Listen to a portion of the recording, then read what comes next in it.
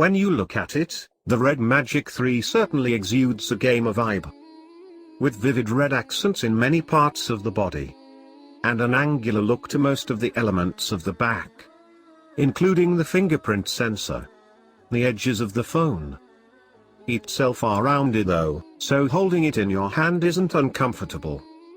In that regard, on the back, there's also an RGB lighting strip that can be customized through Nubia's software. The phone has a lot of elements you'd expect to find. And some that you probably wouldn't. On the right side, you have the power button and volume rocker.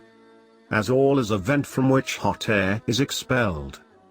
When the fan is turned on, the vent forced Nubia to move the buttons down, and while the placement isn't terrible, it feels just a little bit off from where I would expect it to be, on this side. You also find two touch-sensitive areas which serve as triggers for playing games in landscape mode. On the left side are a couple more interesting things. At the top, a red toggle puts you into a sort of gaming mode and opens game space. This app lets you quickly access the games on your phone and adjust a variety of settings related to gaming.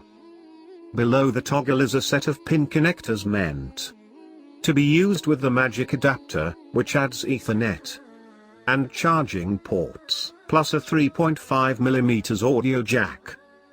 At the front of the device sits the massive 6.65-inch AMOLED screen, flanked by a pair of stereo speakers at the top and bottom.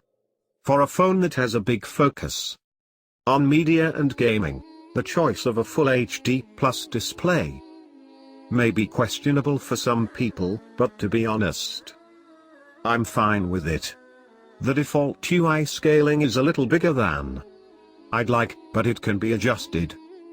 You probably wouldn't expect a gaming phone to have the best camera out there, and you'd be right to do so.